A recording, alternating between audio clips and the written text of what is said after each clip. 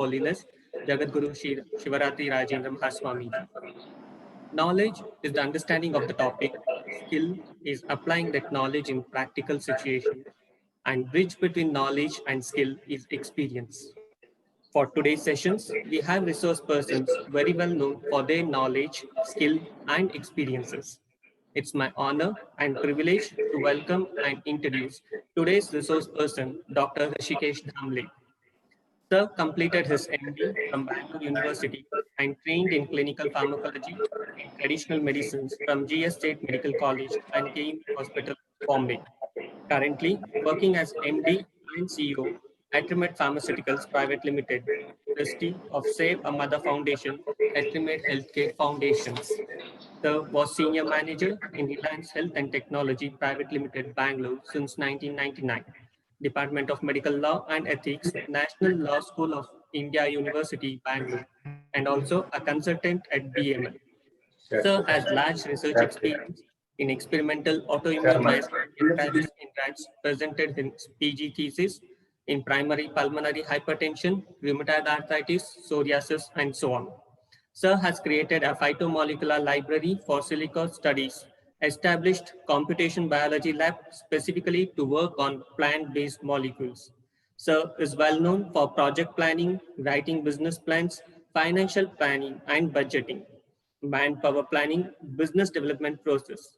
Sir has special skills in personal management, human resource development, and cultivating feasible interpersonal relation among the staff.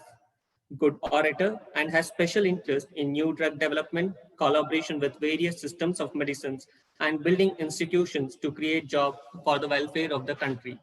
And today, Sir is going to talk on understanding epistemology to understand knowledge. Over to you, sir. So please.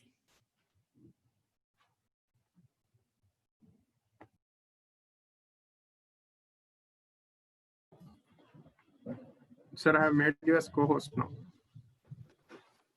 Yeah, okay.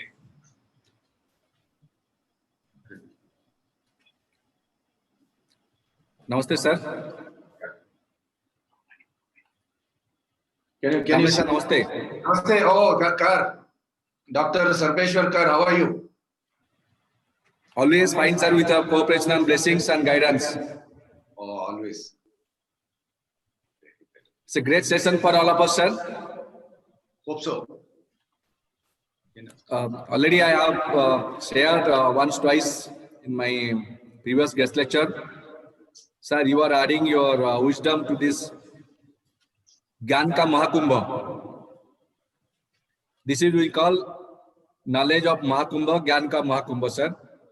So in this knowledge session, your every bit of knowledge, your experience, your vision, and leading to the young generation. It's a great privilege for us at JSS. Again, behalf of all faculty members and the viewers, wholeheartedly welcome you, sir. And you are the face of the new generation to push into the research. Such a lovely person you are in the field of Ayurveda and modern research. It's a great privilege once again. We welcome you, sir. Thank you.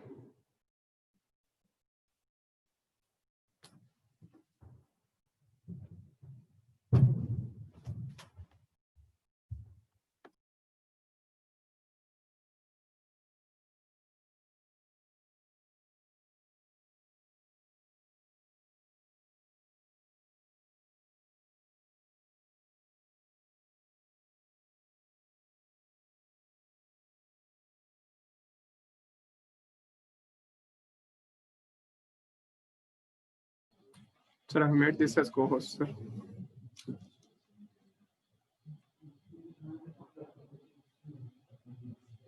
Sir, please unmute yourself.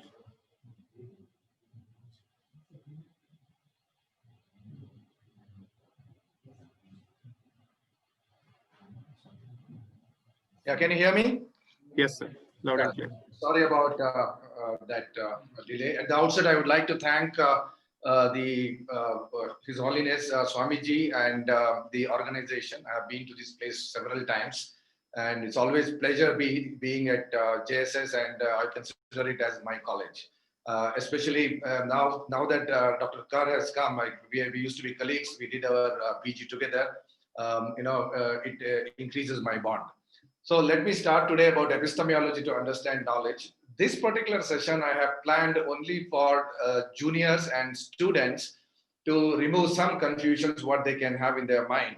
So it may not be of much use for seniors as well as lecturers, because this session is more about basic how to gain knowledge, what is true knowledge, why we should not get confused with the different knowledges. Now, epistemology is something, a word which is used by many people to confuse. And epistemology is basically philosophy of knowledge, what is right, what is knowledge, what is not knowledge, etc. So the very reason I chose this word in my title is to ensure that whenever you hear somebody talking about epistemology, be careful, because what follows may be a little confusing, because if you understand the epistemology word and the studies along with that, nothing is clear. It's all confusions. It's more of a philosophy than reality. And I would say there isn't something called epistemology of dual knowledge as far as medicine is concerned. There can be only one knowledge as far as the medicine is concerned. And hence I chose, and be very careful when anybody uses this word. He is a very good orator. He knows English well, but he's confusing you. I'll start with this something which is strange that we have seen with my generation, and hope your generation does not do this mistake again. There is some phenomena. This isn't a dictionary word again, like epistemology, but I have coined this word for fun. There is something called guruism, and guruism is what I have been seeing with many Ayurvedic doctors when they become a little bit popular, or when they are known, they get a little bit of a position. So guruism is one nature where people will try to justify whatever they have said in the past, which need not be true. You can see the line in the red at the bottom. This presentation can be proved to be wrong. I honestly agree that whatever I say today may be proved as completely wrong, and I should have no shame in accepting it if somebody convinces me that what I say is wrong. So that's the premise at which all of us should start. Many people take one stand in the beginning of their career, and once they take the stand, they don't want to revert back to something else because they took this stand. For example, quite a few good friends of mine have come and seen my molecular library. They have seen the chemistry work that what we are doing, and they have said that this looks to be a great work, but then I can't accept it, because if I accept what you are doing, all those things which I have been telling all these years will prove to be wrong. So this is a typical guruism phenomena. Whatever I say, I have to justify, and I have to stay with that. I mean, if you ask me, as a student, I used to be very critical about many things, including Vasti. I used to say that Vasti is a wasteful exercise where you load 1.5 liters of medicine, and which does not even stay inside for even 2 minutes or 3 minutes. It comes back. But if I look back, I think I was absolutely wrong. It was my primitive understanding and my lack of understanding which made me make that statement. And if somebody asks me, do you agree with that statement, I would say no, I don't agree with that statement. I would revert back and try to say maybe that I was wrong during those days. That's not the gurus will say. Gurus are always right. They have an answer, and they will never revert back from what they've said. Gurus have an answer for every question. You just ask them any disease, whether it is corona, whether it is rheumatoid arthritis, cancer, anything. They have an answer for every disease. This is a problem with the gurus. They can never say that I don't know. Most of the gurus do not know to say don't know, even for non-medical questions. Thirdly, guruism, they create a cult around them as if they have a little bit of superhuman powers, and they can give you spontaneous prescriptions. You would have heard some people giving spontaneous prescriptions for various diseases. I have seen somebody talking that if it is Ushna Virya, Madhura Rasa with Ruksha Guna, it is for breast cancer. If it is Ushna Virya, Ruksha with Katu Rasa, it is for renal cancer. Spontaneous, continuous prescriptions for various diseases. This is a kind of cult creation, and that works for them. And most of these gurus will be always looking for self-price, and some words they will create like legend and guru and things, and they will make their shishyas continuously post them. So in FB posts or in self-price, it's very, very important that, and many shishyas are also one guru. They don't believe in two gurus. They will not listen to two teachers. If you have to get knowledge, you cannot get knowledge from one person. You will have to have multiple people. So this one guru, one shishya, one guru syndrome is also which is very bad. And lastly, intellectual dishonesty. I'll be talking about it later. Intellectual dishonesty is something which is very important, which people do not realize. The world looks to be fake, especially in social media. There are many people who live in a fake world. They show only good things about themselves. They don't show anything bad about themselves. They live in a fake world, and many gurus also have intellectual dishonesty. They tell lies. I remember once around in 1996 or 97, my good friend Ellen Chennai, caught somebody, one guru, who the guru said that I have done 5,000 vamanas on the stage. So Shanoy suddenly came and asked her, how long since you have been practicing? You have been practicing for just about 20 years. If you have been practicing for 20 years and if you have done 5,000 vamanas, like, tell me how many vamanas you did this week. And that guru did not have answer. He said, no, I have not done any. He said, then see, this is what the problem is. The problem is you wouldn't have done 5,000. It is, you are dishonest. You are not telling the truth. So it's just same thing. Like there was a Jagat Guru who was treating infertility, who gave a statement in newspaper that he has treated 20,000. It is there in the newspaper. He has treated 20,000 people, couples, and they have got children. And he had done only 11 years of practice. In that case, probably one child should be born. I mean, 3 children should be born every day to achieve that kind of numbers, which he did not calculate. See, this is the fake world which people live with, and I sincerely request all my junior friends, don't live in the fake world. Tell the truth, and if you have to generate knowledge, you have to be truthful. Especially now, whatever I am talking now is going to be recorded. It is going to be there forever.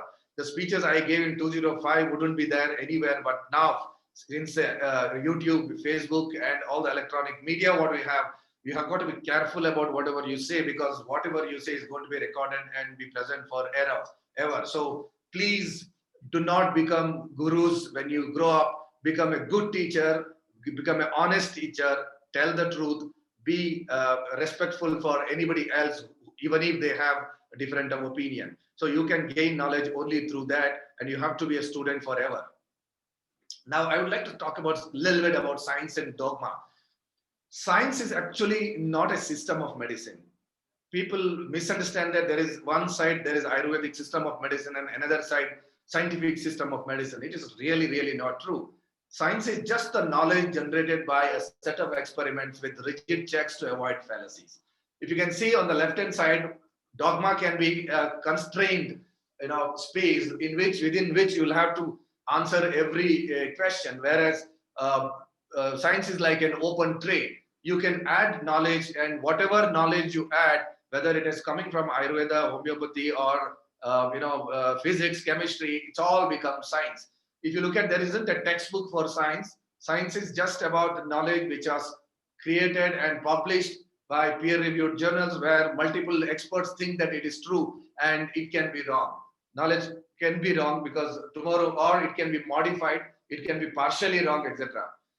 Thirdly, many Ayurvedic doctors, when they join Ayurveda, they start getting a kind of inferiority complex among themselves, and they start considering Ayurveda is their religion. It is not true. Ayurveda is not our religion. And another mistake many people think is allopathy is science. Allopathy is not science. Allopathy is only a system which has created out of scientific experiments. There is a lot of other things in science, and biochemistry, microbiology, then computers. There are so many other sciences, a part of science which belong to everybody. So the point I'm trying to make is chemistry does not belong to allopaths. Biology does not belong to allopaths.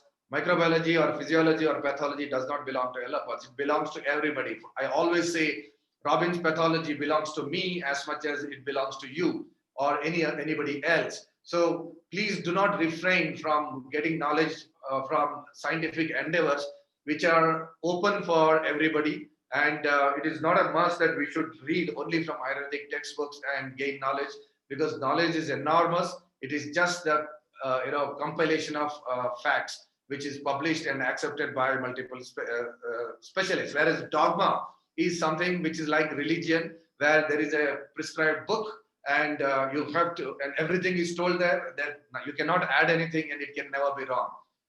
Always knowledge can be wrong because knowledge is always relative. I'll tell you about some of the mind tricks why we have to be careful about while getting knowledge.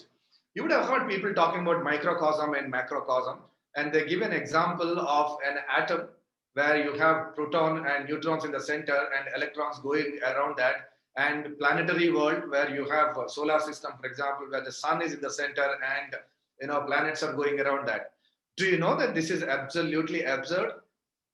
The schematic representation of an atom and electrons going around that is not exactly how they exist.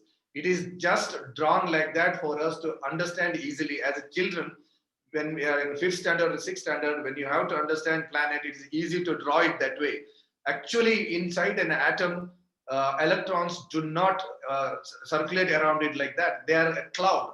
In fact, scientists are not being able to predict the position of electrons in more than 90% precision, where they are going to orbit and how they are going to be. So somebody tries to explain microcosm and macrocosm with atom to the universe is completely absurd, because it doesn't work that way. It doesn't it doesn't exist in those lines. Next, I will ask you a question. If I ask you, in a refrigerator, you put some, say refrigerator is half full versus refrigerator is stuffed and full. Where do you need more power? The commonsensical mind would say that refrigerator which is filled with food requires more power than the refrigerator which is empty, but that is not true. The amount of power required to cool, and it is natural for the air which is trapped inside the refrigerator to come back to the room temperature. So when the amount of energy required to cool the air inside the refrigerator is much more than energy required to keep the solids cool. So sometimes our common sense may not be true. So we got to be a little careful, because our mind can trick. Next is something interesting. When people talk about words, people get confused with the words, which is very, very important. Here, I would like to bring to your notice one word called samsara. Samsara in Kannada means family, but same samsara in Malayalam means to speak, and in Tamil it means wife. So the same word can have different meaning in different places. I'll tell you, language can be really tricky. There's a tribe called Klux Tayore. Hopefully I'm telling it right. This is in Papua New Guinea. For them, every understanding or every language is only on direction. For example, they will not say good morning in the morning. They will ask you, which direction are you going today? That's how they greet. If for Klux Tayore, you give them 7 units of stones in incremental size and ask him to place it, he will place it from east to west. Now, east to west may be from front to back for him, depending on which direction he is at, or it may be right to left, or it may be left to right, or back to front. It could be anywhere. So if you ask him, where are you going today, he will tell you that I'm going to northeast first, and then I will turn east, then I will be going towards west, and there's a village. So every language, whatever they say, their mind is completely can understand things only on direction. So we are also like that. I will give you more examples in future why later why we can be confused, because the language we speak is totally different from actual what it means. Another good example is if you ask a German, even if a hammer falls on the table, whether the table will break or hammer will break, German will say hammer will break, because in German hammer is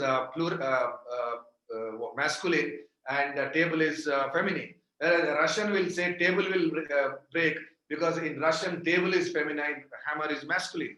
You just see the contraption of the mind, how we can perceive things based on our previous knowledge.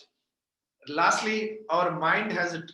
Many times we trick one drug for one disease. For example, if I ask you, can Centella asiatica be given in coronavirus disease? Probably we wouldn't have come out with this. If I ask you what in Ayurveda can be given for corona, you would say Guduchi, Patola, Kataroini. These are some plants which will come to our mind. Centella asiatica will never come to our mind. But we have found that Centella asiatica can inhibit coronavirus 95 to 98% in the lab. So sometimes our mind will be obsessed and we will be thinking about only one plant, one disease, and we may miss the actual generation of knowledge. But if you go to Sushruta and see the Palashruti of what is said about Manduka Purani, he has clearly said that it is good for Kasa, Shwasa, and Jwara. And if you have read that, you would have still thought, oh, maybe that he can try it even in Corona. So we are sometimes trapped in the mind and mind can trick us. So we need to have open mind if you have to gain more and more knowledge. Now, how do we create knowledge? Honestly, there isn't anything substitute for randomized controlled trials. I'm talking about the medical knowledge. You can say anything, you can say about experience, you can say many things in the world. But if today you have to create new knowledge, you have to do randomized controlled trials. There is no substitute for randomized controlled trials. Whoever says whatever people talk about intuition or anything. Now, can the knowledge be generated by nature or evolution? That's great. That's very true. I will come back and tell you again. If you really look at the plants and their ability to stay in the nature amidst microbes is amazing. Whether it is let's take one of the most vulnerable fruit. If you look at orange, is the most vulnerable fruit in the outside because it's if you look at it, it is very juicy, loaded with sugar, so ideal place for any microbe to grow. And if you look at the skin of watermelon, for example, so leathery, big, and it gives you a lot of protection for the carbohydrate which is present inside. But an orange is having outer coverage which is very, very vulnerable. It's soft, and it is not like many other fruits. So we thought that case nature has developed chemistry inside the outer layer or the peel of orange, and we found that there are a lot of bioflavonoid complexes which are present in the peel, and we made an antimicrobial face wash out of that because that can kill 99.9% of any germs. Now, how did we get to know about it? It is because we have not generated the knowledge. It's just observation of the nature. So if you look at nature, nature has solved many problems. Evolution has solved many problems, and the knowledge by selection process can be created by nature and evolution. And the amount of knowledge which can be created by nature and evolution is enormous, really, really enormous. You know that when you learn physiology, you can, or pathology, you understand like how many systems are created inside our body to understand and control our body. Intuition, instincts, and serendipity are very common. I'll give you an example. This may be a repeat for some of you. There were a lot of parakeets. You would have seen the colorful parakeets in Brazil, Amazonian forest. These parakeets have got no enemies. So as they got no enemies, the number of fruits which were available to them became less. As the number of fruits became less, they started eating, raw fruits. Now, raw fruits have got toxin inside that, but scientists were amazed to see that the parakeets which were eating raw fruits were not dying. So they followed these parakeets and went and realized that parakeets, when they eat these raw fruits, they go and eat the clay from the cliff, and the clay has the ability to chelate this particular toxin, and so they are protected from that poison. So, two questions: how did parakeet learn it? Secondly, how did a parakeet teach it to another parakeet? This is instinct, and by birth, if we have survived so far by intuition and by instinct, we have known so many things without we understanding. We are born with the knowledge. Only thing is we have to unleash that knowledge. Most of the knowledge what we have is what we are born. For example, language. Language is, we have a component in our brain to learn, multiple components in our brain to learn language, and we have a structure for language which may not be there in the cow or which may not be there in the parakeet. So we are born with a lot of intuitions and instinct, and through serendipity, there's a possibility that we create knowledge, but you have got to be very observant. Somebody asked me last week in a, All India Institute of Medical Science, one doctor, that how can you give the same drug for creating testosterone, problems with the testosterone, and the same drug for problem with the estrogen? So how is it possible? So I was just told her, madam, have you seen the structure of estrogen? She said, yeah, long back I have seen. Can you draw it? She said, no, not really. I said, that's okay. I will draw it and show you. Please, all of you have to go back, Google the structure of testosterone and Google the structure of estrogen. You will be surprised to see that there is only one small difference. One OH is replaced by O, and the benzene ring gets replaced by cyclohexane ring. It's a very small difference. So how does it matter? It matters because if you are giving the body a precursor for generating estrogen or precursor for generating testosterone, that precursor can be same. So in male, it may get converted into testosterone, and in females, it can get converted into estrogen. So it could be the same drug which you are giving for both. So it is possible for close observation. We come out with the knowledge as far as the science is concerned. There is something which is very important: Tattva, Shastra, and Vyavahara. Tattva is actually the principles, what we have been told. Shastra is the elaborate textbooks. Vyavahara is the reality of the world. We have to accept the reality today is modern medicine has developed so much. There are governments which have regulations, and there are people who have their own idiosyncrasies or their own minds. So when we survive in such mind, we will also, our Vyavahara has to change. We cannot be stubborn. We cannot say that whatever is told is true, and I will only believe in that, and I will not believe in anything else. Simple example, I always say that it's my dream, and we are reaching very near that, to find an instant painkiller, an instant antipyretic, and an antibiotic. This because 90% of your clinical practice, in your general practice, our people practice allopathic medicine because they really do not have very effective antibiotic or antipyretic or painkiller.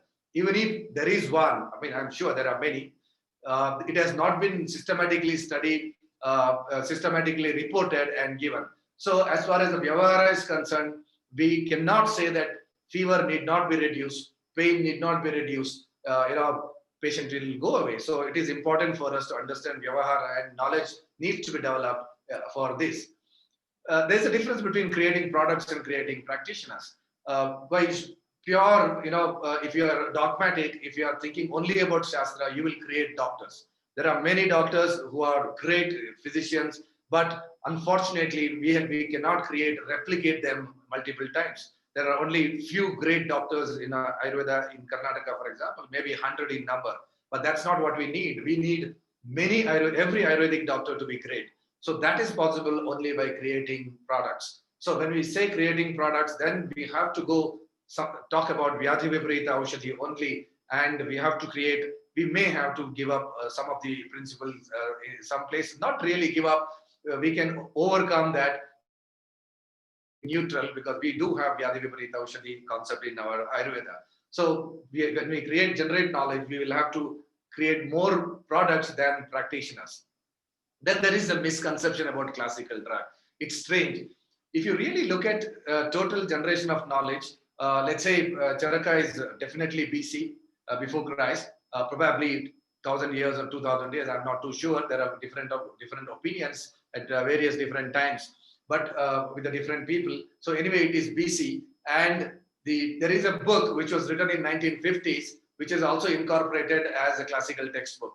Can you imagine the difference of 2,000 years? Somebody writes a book in 2000 BC, and you call it as classical textbook, and somebody writes a book in 1950, you make that as a classical textbook, and it has got around 2000 compositions there, and all those compositions are called classical. I don't understand why my medicine is not classical and that whatever is written there is classical, because the guy who has written it for his convenience, and because he was influential, he could add it into 50 textbooks. So you got to be a little careful. Secondly, I am very much worried about calling only kashayas as classical, because in Panchavida Kashaya Kalpana you have Swarasa, you have Kalka, you have Phanta, you have other things which are all ignored. You know why they are ignored? They are ignored because there wasn't a good method of preserving them and giving, whereas Kashaya could have been preserved very easily with the sodium benzoate as a preservative, and that was called as Kashaya, classical. So if I make a Swarasa, lyophilize it, put it into a capsule and give it to you, you should also call that as classical if there is a classical reference for that. So we've got to be a little careful about misconception and our dogma about what is classical medicine, what is not classical medicine. Lastly, we really do not want glorification of this system. I really don't believe in glorification.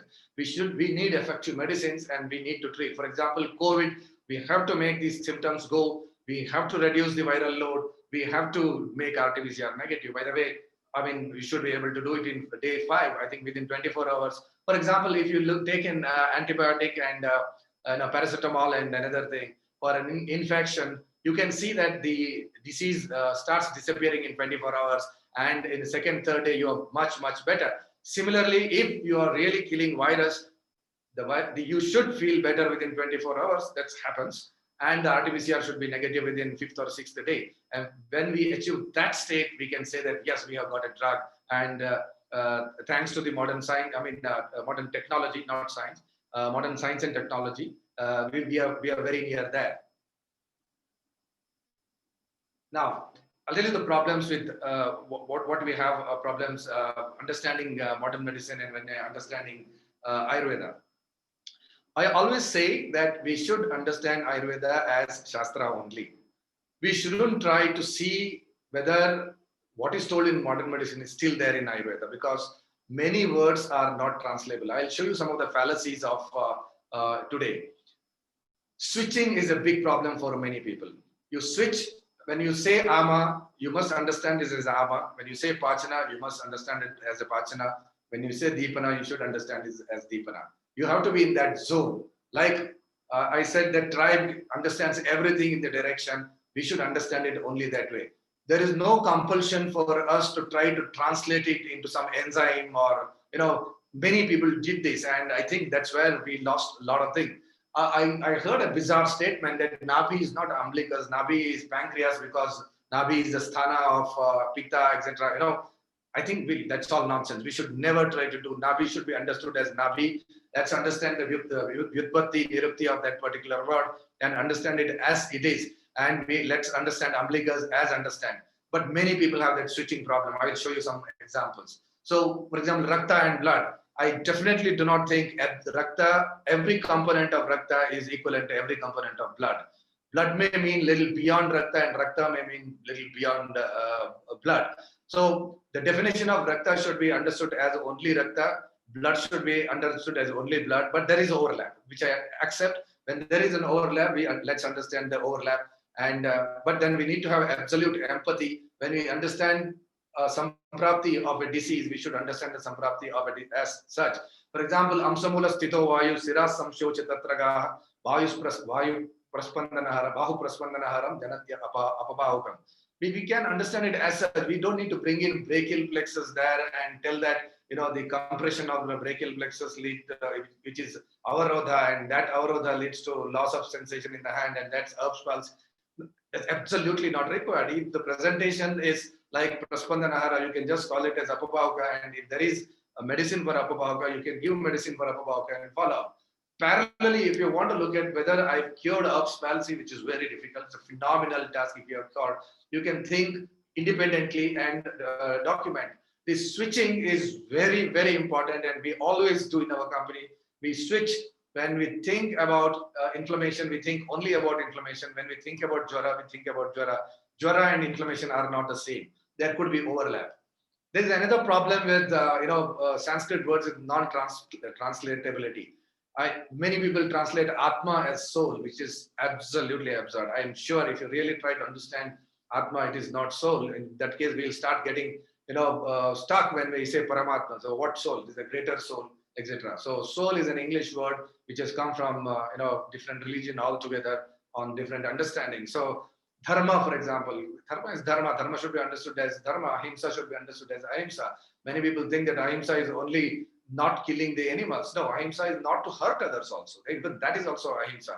If you look at the dictionaries and the nirupti of that particular word, you will see there's a broader meaning. So there is sometimes non-translatability, and hence we may have to understand. To gain Ayurvedic knowledge, we may have to understand from the original text rather than reading English commentaries. Now, there are some definitions which are very difficult. It's very difficult to define truth without giving synonyms. You try your level best. At the end, you will not get a proper definition. So we may have to understand few of the facts as feeling. For me, ama is only a feeling. I have some kind of a strange feeling what ama is, which has come because of the repeated reading of the textbooks. Where an allopath, for example, my partner, she says, I never get it. You people understand Vata Pitta Kapha so easily, but I don't know, somehow I just don't get that. It's natural unless you read and related knowledge is read repeatedly over years. It's very difficult to get that zone. And if you start mixing modern medicine and Ayurveda, then you will be in soup. You will not gain knowledge. Then there are some loose translations. I've seen that there's a translation called Vatarakta is equal to gout. In the heading in one of the Nidana translations in the textbook. If you look at Vatarakta, there could be gout there. But I'm sure Vatarakta's chapter has got systemic lupus erythematosus there. It has got scleroderma. It has got rheumatoid arthritis. It could be having something like reactive arthritis, etc. The next argument is: do you really need to translate? Can we treat a disease without understanding, without translating? May be true. For example, if you look at Slipada, I always pity Sushruta because he was able to reach up to, it is common in marshy places, but he missed mosquito and he missed Wigeria bankruptcy, which is actually the parasite which leads to Slipada. Now, in this argument, there could be two fallacies. My own argument, there could be two fallacies. First fallacy is maybe filariasis was not present there and the disease he was presenting is some different lymphadenitis or lymphadenopathy. It could be totally different. I agree. It's possible. Secondly, second argument is, did he really need to know about mosquito and Wuchereria bankruptcy to treat? I don't know. Maybe it was very not necessary for Charaka and Sushruta to understand it the way the modern medicine understands, but still they could have treated, which has to be understood. That's the reason we should not mix up and we should learn to switch. While thinking Ayurvedic, you should think only Ayurvedic. When you're thinking modern medicine, you should think only modern medicine, don't mix. Now, there are some other problems with lack of observation. If you look at Ashtanga Hridaya, Nidanasthana, Agantuka Shobha, it is nothing but allergic dermatitis. We think about allergic dermatitis only one disease, which is told in Vata Vedana. Whereas, if you keenly look at, there are many other conditions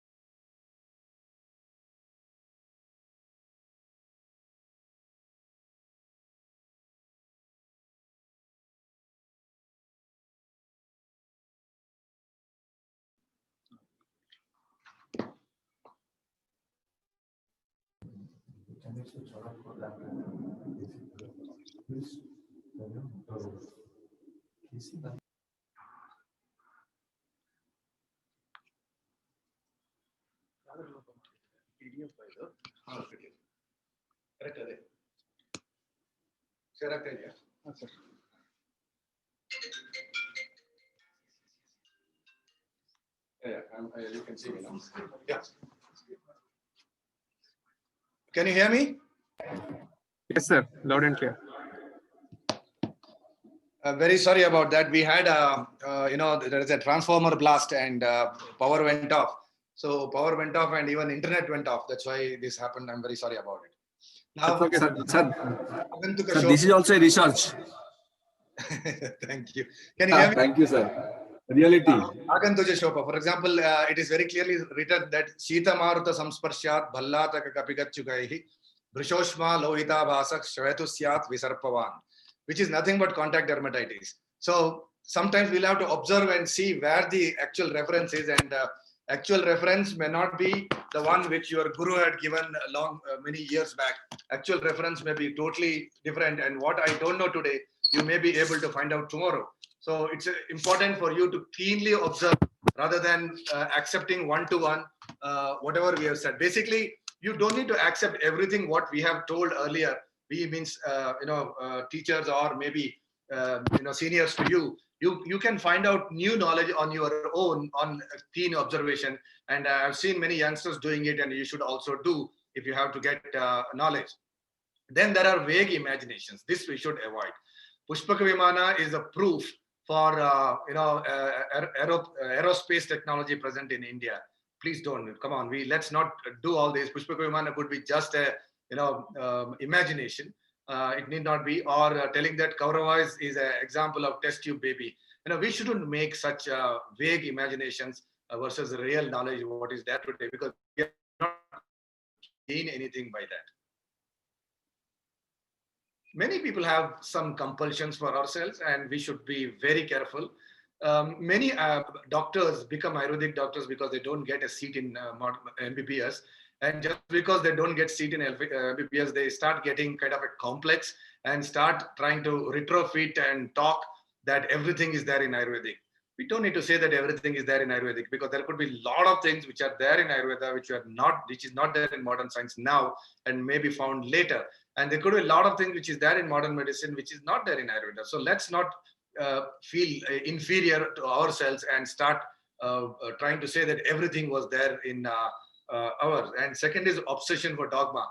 Dogma is something which is where we say everything is there in Ayurvedic textbook. Everything cannot be there in Ayurvedic textbook. If you look at anatomy, the anatomy of Gray's anatomy is far superior than the anatomy what was there earlier. So knowledge is incremental. So we need not have a dogma and have try to. These are some compulsions many people have, and please don't get into this trap. Then you have a selection trap. Somebody told me that Sanskrit is the oldest language. I agree. Sanskrit is the oldest, probably structured language, or structured grammatical language. Sanskrit cannot be the oldest language. I said, am I offending many of you? Yeah, many people say, why then? Which was the oldest language? There was sign language. If you look at Homo erectus, or when a human being was in the forest walking around, there was no Sanskrit. They used to speak to each other with gestures, or maybe some of the symbols or some sounds, etc. So there was a primitive language much earlier to that. And so when we say we need to define it well, the first language which was structured and the science of language was probably the Sanskrit. And so the selection trap, we should not get into selection trap and start making comments. Sometimes we are unable to know the practical fallacies. Like most of the doctors will try to get the trap of prescribing one medicine against one disease. Sukumara Kashaya for example, PCOD, or Ashoka Rishta for menorrhagia, or something like that. So I had seen one guy, one doctor whose favorite was mixing Dashamula Rishta with the Amrita Rishta. So once I asked him, why do you mix Dashamula with the Amrita Rishta? He said, they work well for me. I said, yeah, they work well, but do you know Amrita Rishta, 50% of Amrita Rishta is Dashamula? So he said, no, I don't know. So similarly, if you really look at how many of you really know what is the ingredient of Sukumara Kashaya.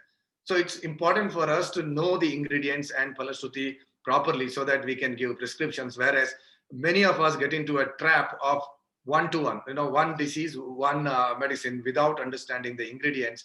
And sometimes we may be overloading the patient with the same drug without knowing it. So I think to gain knowledge, it's very important for us to constantly see, read, and now you ask me, do you remember all the ingredients of every Kashaya, all the ingredients of every Arishta? I don't know, but then you need to read and you need to go and refer them quite often. So because of lack of reading, people do one-to-one relationship. Then there is a political trap. I'll talk about Mumbo Jumbo and Lingo Jingo later. Lingo Jingo and Mumbo Jumbo are very favorites of many people, and please don't get to that contraption. I mean that trap. Political trap is something. Mughals killed Ayurveda is what many people say. If you really look at all of you, I have a chart. Maybe I will share it with you. This is a timeline of various kings in India, history of India, and the various books which were written. And if you have the scale, if the scale is this big, and let's say that this is 2000 BC, or say 1000 BC, where Charaka, probably Sushruta was earlier to Charaka. Sushruta had written a book, and maybe Agnivesha was a little earlier to that. And 0 BC, where Jesus was born, and probably Kalidasa was a contemporary of Jesus. From there till 14th century, there isn't a textbook. There is Ashtang Hridaya in probably 5th century. There isn't a textbook till 14th century. Mughals were not present in India between the BC to 14th century. So if there was no there is no addition of knowledge. Either the knowledge which was already available was enough, or there is something else. And we can't blame Mughals. This is a political trap which most of us have. In fact, there are a lot of books which are written after Mughals came to India. So we should not have these kind of compulsions. Instead, because these kind of compulsions can lead you to think that you cannot create knowledge. You can as well create knowledge provided you make an attempt. So now, what is this knowledge about? What people talk about epistemology, etc. There are a few things about knowledge we have to understand. There are few things. See, knowledge is ultimately from the language, and sometimes the language we cannot understand beyond X. So if there isn't a proper understanding of Sanskrit, it is very difficult to really imbibe the knowledge of Ayurveda easily.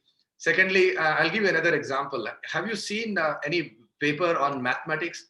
I feel lost when I read mathematics papers beyond that first, abstract. If I go, I really do not understand that beta, theta, and those complex things. So that language is totally different. So similarly, language of chemistry is totally different. Language of chemistry is not common for humans. It's very difficult for humans to think that a plant is nothing but a chemical. There's a difference between two plants is only the chemistry in it. It's very, very difficult, and many of you may dispute what I'm telling. I have no problem about it, but then it's very, very difficult to understand. So understanding knowledge requires being in that, knowing that language and being in that zone. There are two things. Understanding to remember is because sometimes we have to understand to remember. Now, understand to remember is something which is very interesting. If I ask you which is the 7th line of Janagana Mana, probably by chanting Janagana Mana Abhinayaka Jaya Bharata Bhagyodhara, you will be able to come to the answer. Here, the previous line gives you the clue to the next line. So this is one way of remembering, and that's how shloka is so easy to remember. Midnight, somebody gets up and calls you and asks, "Can you tell what is Sahajara Dikashaya? What is the Palashruti?" You can immediately say Sahajara Suradaru Sanagara.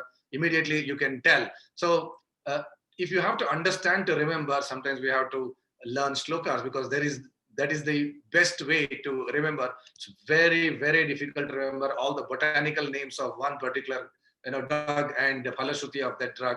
I think it is next to impossible. So understanding to remember may have to by heart. Many people say by hearting is no good. I think a lot of things can be understood only by by hearting. There is no substitute to that. There are two things. Another, understanding with effort and understanding the intuitivity. My wife had written one article about this last week, which was very, very interesting. I give credit to her. A lot of knowledge to be gained requires a lot of effort to be put, mental effort to be put. And if you are lazy and if you are mentally lazy, you do not want to put that much effort. And since you do not want to put that much effort, you will give up. Once you give up, then you will start telling that that is not right. It's not true. For example, if you have to understand the first orbital is S and it has got 2 electrons, the second orbital is again S, 2 electrons, and the P orbital has got Px, Py, Pz, each one is 2, and when oxygen has got 8 or carbon has got 6, why carbon has 6? First will have 2, the next orbital will 4, it requires another 4. Suddenly people start getting mental fatigue. And from there, you have to understand covalent bond, then you have to understand hydrogen bond, then pi-pi stack bond, then you have to understand what is a, many other, chemical formulations. Then how do I remember this particular formula? What do I call this? Can benzene, why doesn't benzene ring? Why does nitrogen have to get 3, bonds to get saturated? So these understandings require a lot of effort, and many people stop reading or learning when you have to put effort. Some people have limitation, they cannot put effort and learn, and some people do not have limitation, but then they have mental limitation of laziness. Knowledge, the knowledge which you gain, which you need to gain by effort, is the knowledge what is most important, and that's something which is not there. And if you have to create, you have to understand with effort, whereas understanding with intuitivity is the outcome of what you have understood by effort. To give you a simple example, if I say that there is a melon like fruit which I brought it from Russia and ask you, can you guess whether it is on a tree or whether it is likely to be on a creeper, you will definitely come back and say it must be a creeper, because that is the previous knowledge which you have, and intuitively you are able to guess. So to reach that intuitive level, you need to do a lot of reading and a lot of understanding with the effort. And unless you keep learning, keep understanding with effort, you will not reach anywhere. So whether it is Ayurveda or whether it is Charaka or whether it is chemistry or biology, understanding with effort is the key where you will reach somewhere. Sometimes we have a feeling that we have understood, but actually we have not understood. This is a trap which you should get rid of. When you say that I have understood, can you really define it and tell it? When you say that I have understood X, then you must say, oh, I have understood it. Can I define it now? Can I explain it to somebody else and make them understand what I am thinking is, what I have understood? So this is another trap you can get in. So don't get into this feeling of understanding. There is Jagat Guru syndrome. So Jagat Guru syndrome is where people think that they know everything. People think that within the knowledge they have gained out of effort, they can explain everything. It's very, very common. And it is why I said Jagat Guru, nothing to do with religion. It's just a name that I have chosen. So we should always understand and learn to say, no, I don't know. Because if you do not learn to say, no, I don't know, you do not gain, there's no possibility of you gaining knowledge. So please don't get into this Jagat Guru syndrome. My hope is none of our juniors, none of the students here becomes Gurujis of tomorrow. Rather, they become good teachers, where they are open for understanding and open for learning, even if they are 98 years old or 120 years old. Next is, sometimes we get into a trap of where I have to put effort and understand, I disown it. So there was a lecturer who was a very dogmatic person, my lecturer. So he told me that I used to teach ECG in my post-graduation. So he told me that ECG of no use. I asked him, sir, do you use stethoscope? He said, yes, you use stethoscope. Yeah, in stethoscope, you keep the heart and you hear a murmur, you'll be worried. He said, yeah, I'll be worried. Stethoscope is easy for you to understand because intuitively you are born with the hearing ability, whereas ECG is difficult, but that's why you are disputing it. So again, this is a trap which we should not get in. If I don't understand, does not mean that it is wrong. If just because I don't understand, that's when you have a specialist whom you have to refer to. The specialist could be Vaishyakalpana specialist, the specialist could be a Rasashastra specialist, or it could be a X-ray technician, or it could be a radiologist. Another trap is Ayurveda versus modern science. For me, knowledge is only one. There is no difference. Only thing is the structured way of teaching of Ayurveda is one. The structured way of modern medicine, modern science is different. Now, both can simultaneously exist, and lot of things which are told in Ayurveda maybe can be translated to modern medicine.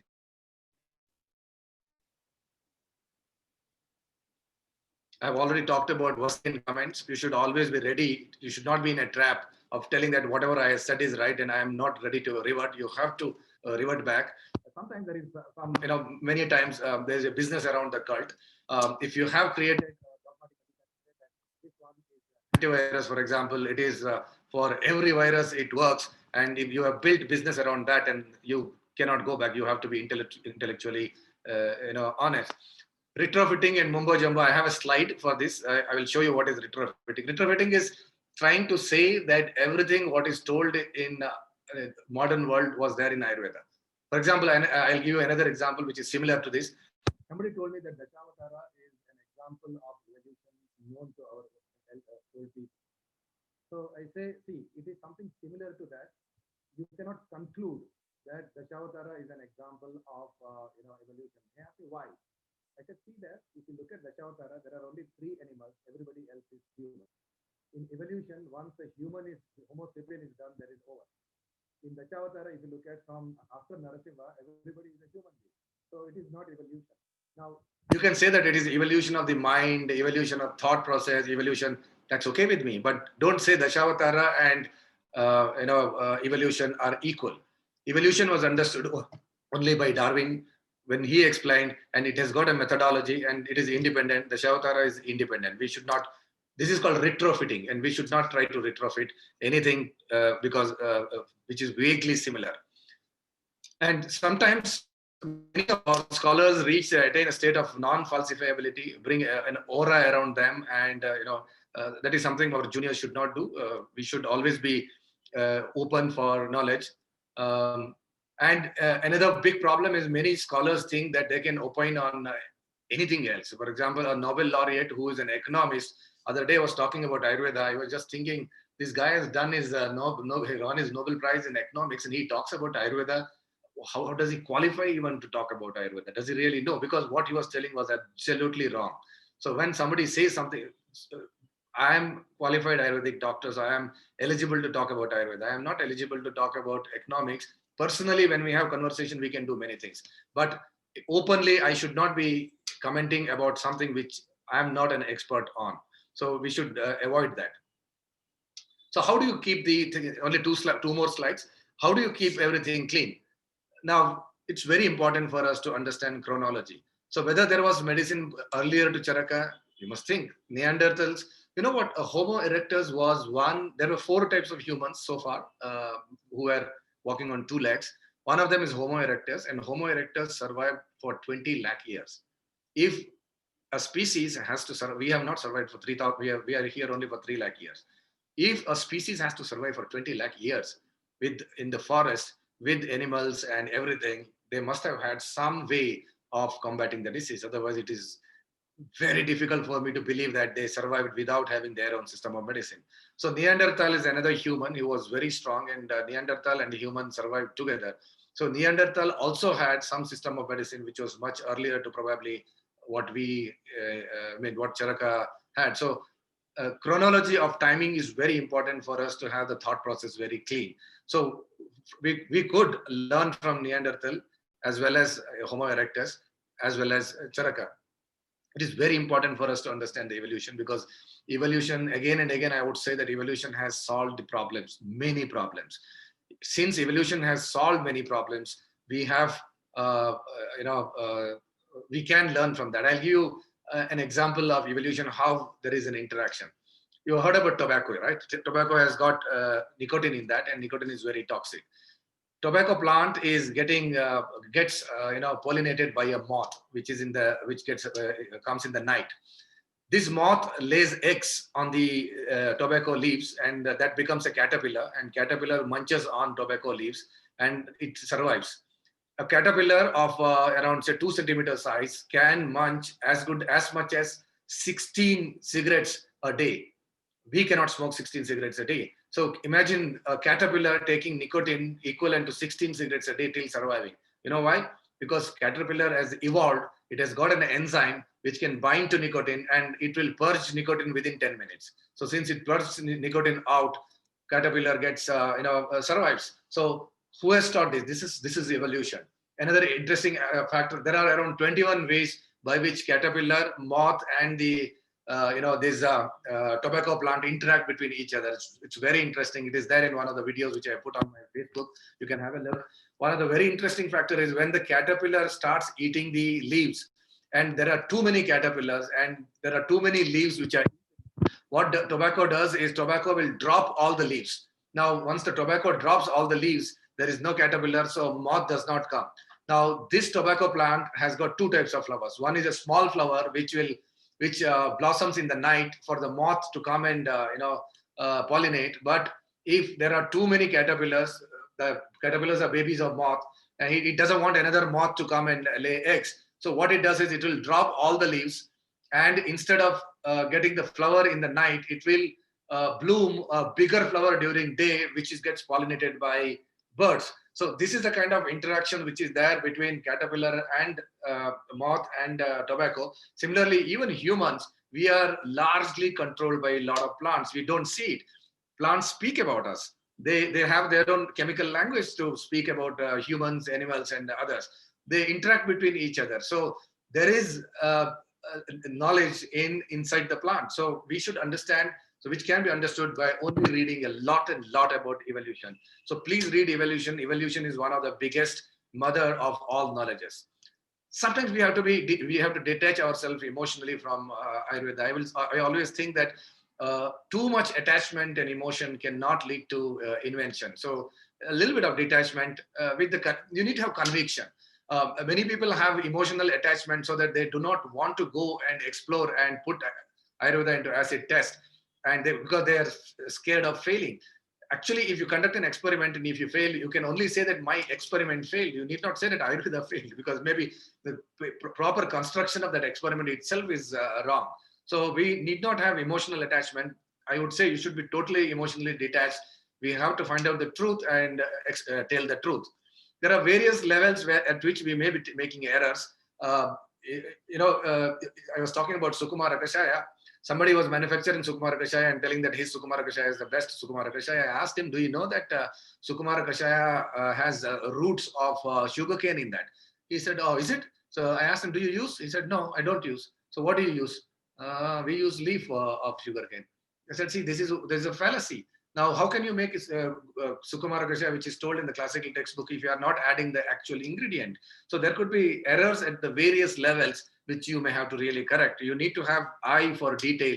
You need to read a lot and really understand what Vyavahara is all about. It is like, today, hundreds of kgs of Chavanaprasha is sold, and I really wonder whether we have all the ingredients which are required to be manufactured for so many kgs of Chavanaprash. Lastly, most importantly, whatever we say, you have to create data.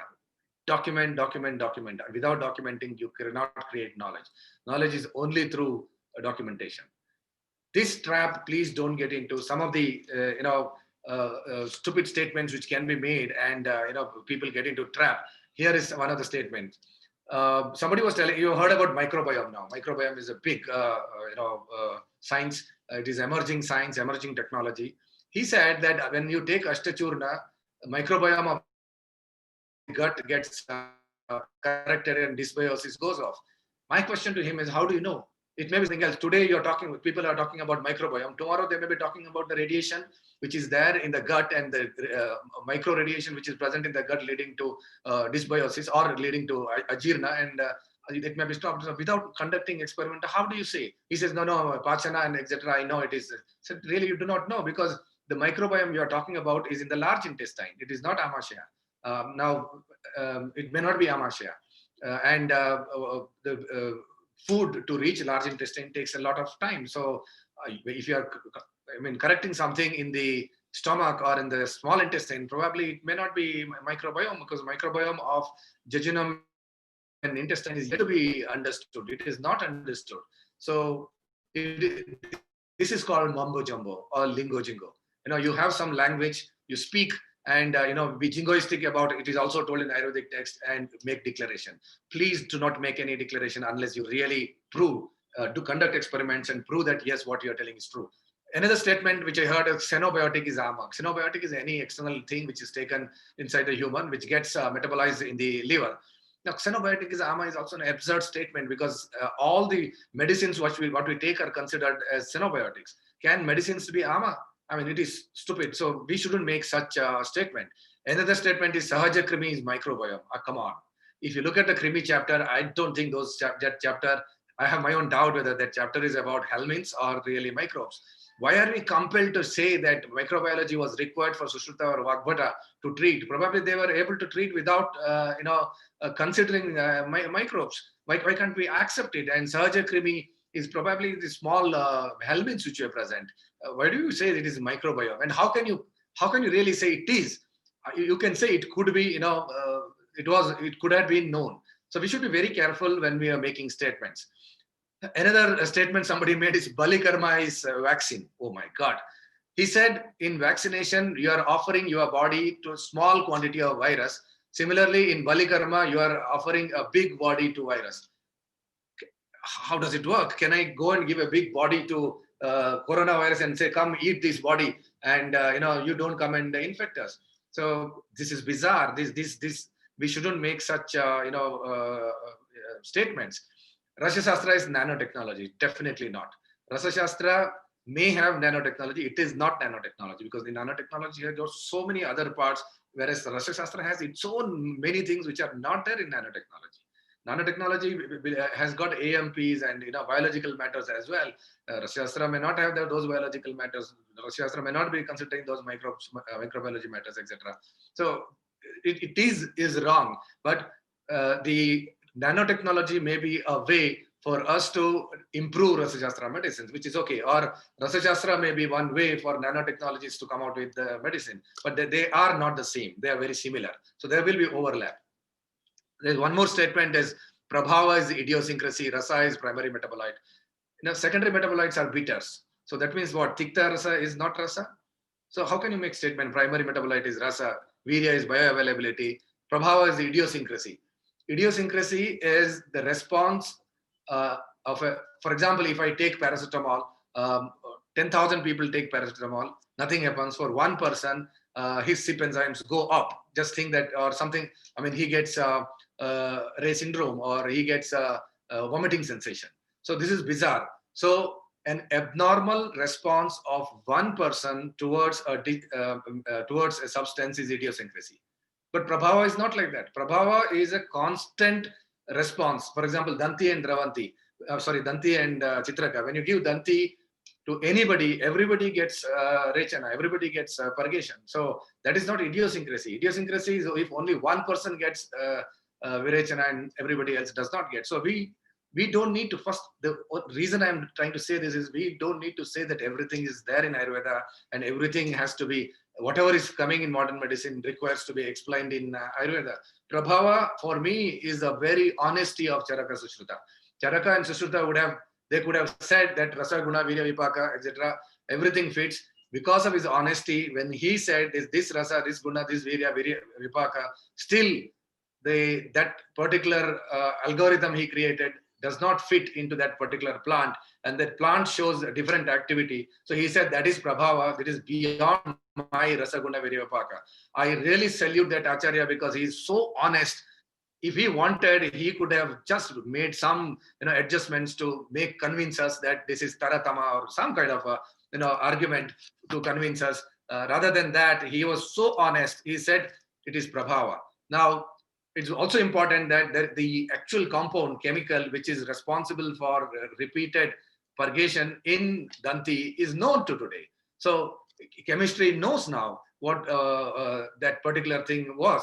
But that was, though chemistry knows, for Sushruta it was not important to know that because he had considered only Rasaguna and Viryavipaka, which was important for his treatment. This distinction should be very clear in the mind. Another statement somebody made is placebo is the most proven effective drug because most of the 50% of the plus research works show that placebo is as effective as drug. So placebo is the most effective drug. There cannot be more bizarre statement than this. Placebo is not one. Placebo for each drug is different.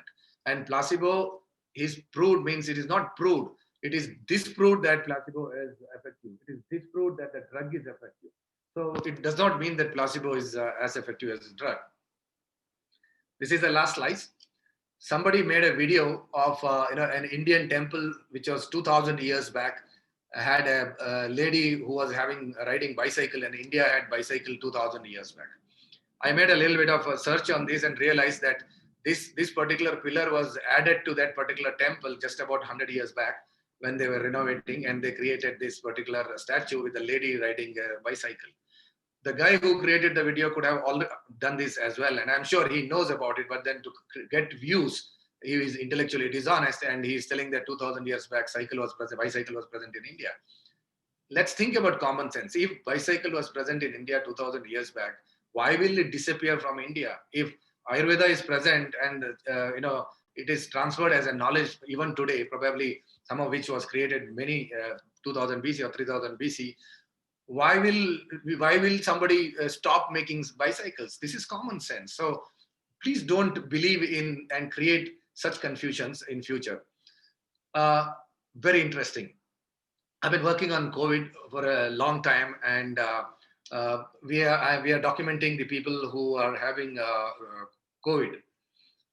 Have you ever thought how many people who are taking Ayushvata or Ayurvedic medicine for immune boosting have got infections? Isn't it important for us to note? Will it put us down? Isn't it the fact that if they're still taking that particular medicine and they're getting corona positive, that means that drug does not have vyadhi kshamatva. That drug does not have ability to increase immunity. This is the fact, and I have documented cases with me. While many people claim a cure and gave as a drug as a prophylaxis, and they still landed up with corona. So if it happens to my drug, then I have to report that. So all I'm saying, we need to be very honest. We cannot create hype and stay forever. But many people talk about boosting immunity. It is actually, what are you talking about? What is immunity? Immunity has got various layers. You have mast cells, you have dendritic cells, you have the natural killer cells as the second line of defense. Then you have T helper cells and heterotoxic T cells. Then you have later B cells, which become plasma cells. So immunity is a very, very difficult word.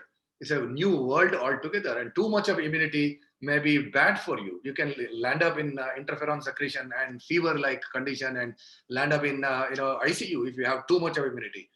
Too low immunity is also bad. So when you say I'm boosting immunity, you have to be very specific. Otherwise, you just say that I am increasing. These are the symptoms of increasing bala, and they are getting it, and I'm documenting that they have not got COVID in spite of being exposed to corona corona patient. Document it, people will accept it. So people will accept your symptomatology, because your symptomatology of Vyadhi Kshamatva and Bala may be not known to modern medicine today. You may be the first person to even explore and explain it to somebody. So don't get into the Sorry to interrupt. Sir, can you please conclude, sir? Sorry.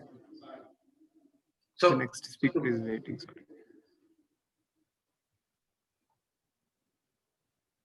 Sorry. So three things. Please learn to switch from Ayurveda to allopathy. Don't mix up. Don't get into any of the traps which I have talked about. Knowledge is incremental. It will increase, and you have to increase our knowledge in future. And when we are doing that, be practical, be useful for everybody. Thank you very much. Sorry for taking too much time and the technical glitch, which might have caused inconvenience to the next speaker. Thank you very much. I am grateful to the organization for giving me an opportunity to speak.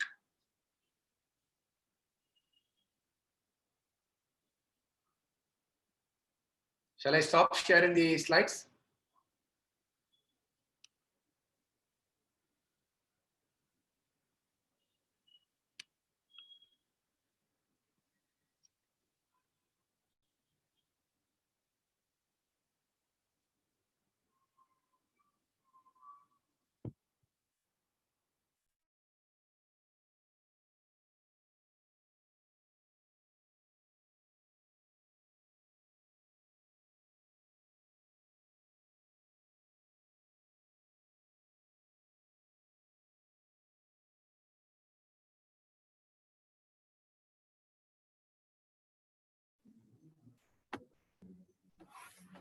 Thank you, sir. As always, your talks will be thought-provoking, informative, and motivational.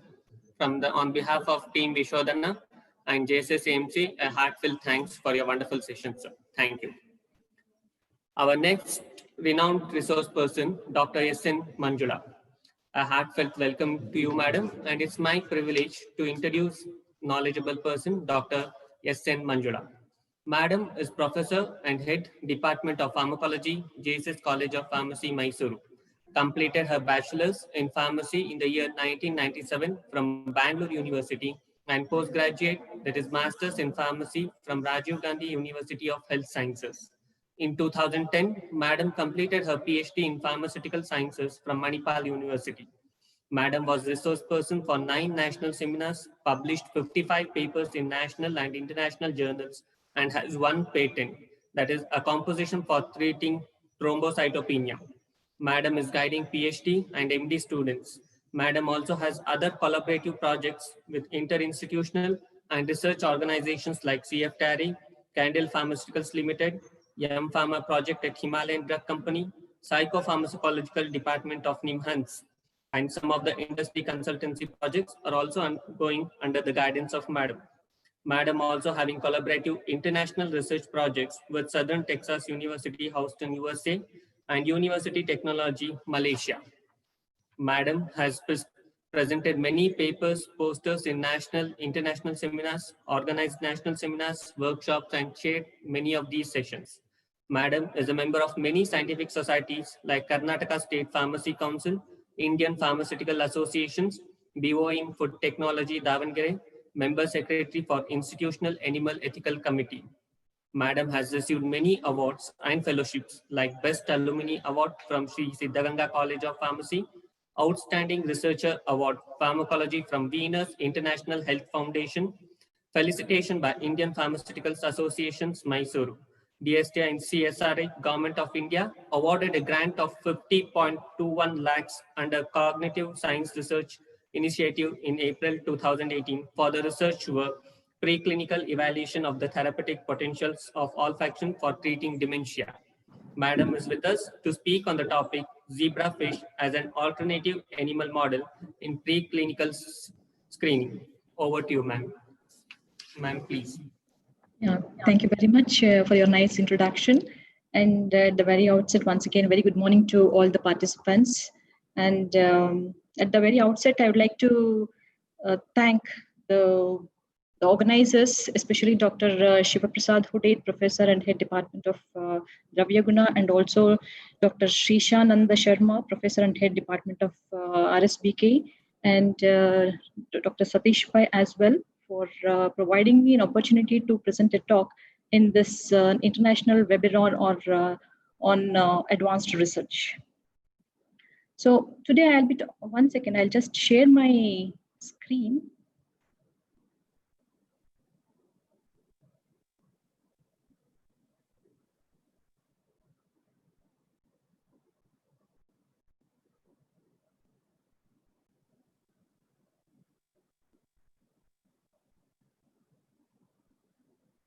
Is it visible? Hello? Hello?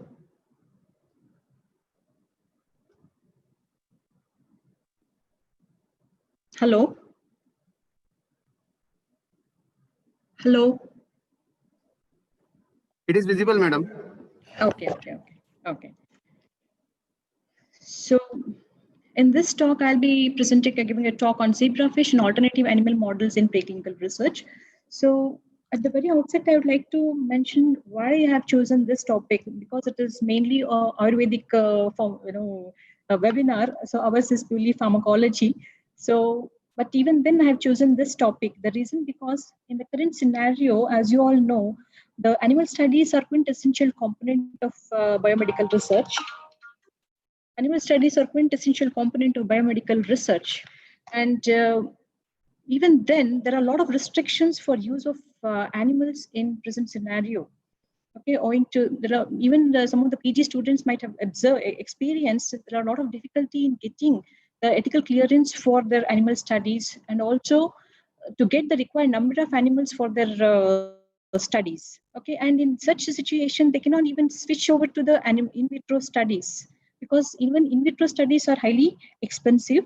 And with this backdrop, I just wanted to provide an awareness among all the PG students about the availability of most effective and alternative animal model for assessing the safety and efficacy of Ayurvedic formulations or herbal preparation.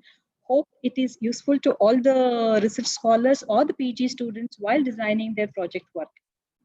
So with this, I'll be talking about my topic. So here I'll be mainly focusing on what are the unique features of the zebrafish, why it has gained importance in recent years, and what is its position in drug discovery, and what are the potential zebrafish models that are used in preclinical research. So in this, I'll not be touching upon all the aspects. So I'll be just providing an overview, because each model takes its own time. So I'll be later finally concluding with the preclinical research findings, what we have done on zebrafish models.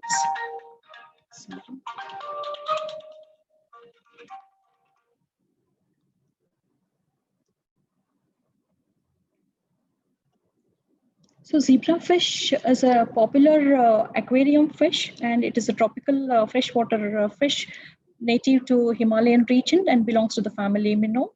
And here we can easily differentiate the male and the female fish by its color and the size. So males are very attractive, and also they are torpedo shape, and they're very slender with a golden lines between the blue lines. And whereas the females, they have a larger whitish belly with the silver lines between the blue lines, and they measure about 2 to 5 centimeters long, and the lifespan is about 2 to 3 years.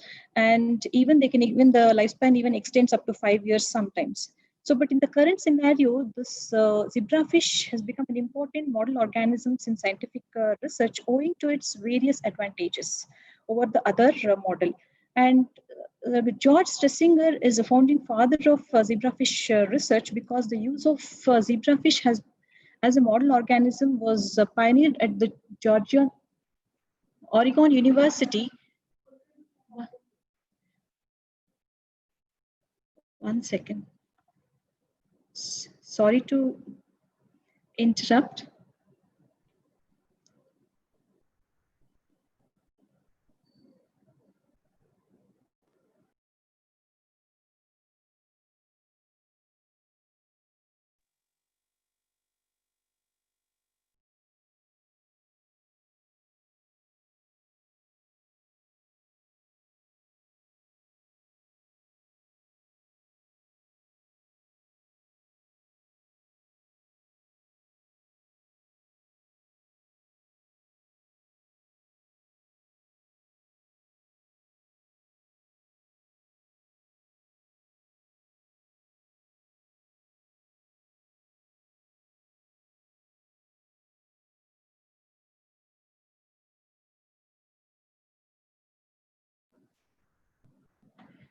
Extremely sorry for the interruption.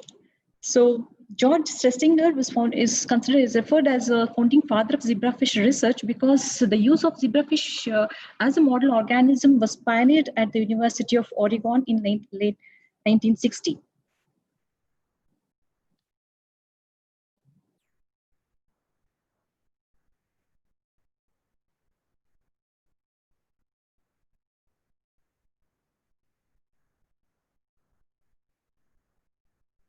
Coming to some of the fun facts about the zebrafish. So the embryos are transparent, so which will enable the researcher to observe the genetic changes or the developmental changes following the drug treatment. And it is one of the selected group of animals to have ventured into the outer space. And these zebrafish have been genetically engineered into the glowfish. And the melanin producing gene in the zebrafish has also been found in humans. So coming to the life cycle of zebrafish, the zebrafish life cycle has been categorized into 4 main stages. So mainly the embryonic stage, larval, juvenile, and the adult stage. The entire lifespan from the fertilized egg to the development of adult takes about 3 months. So that is about 90 days. And further, the lifespan, the stages of the zebrafish has been defined based on the stages of the zebrafish has been defined based on the hours of the post-fertilization and or days post-fertilization.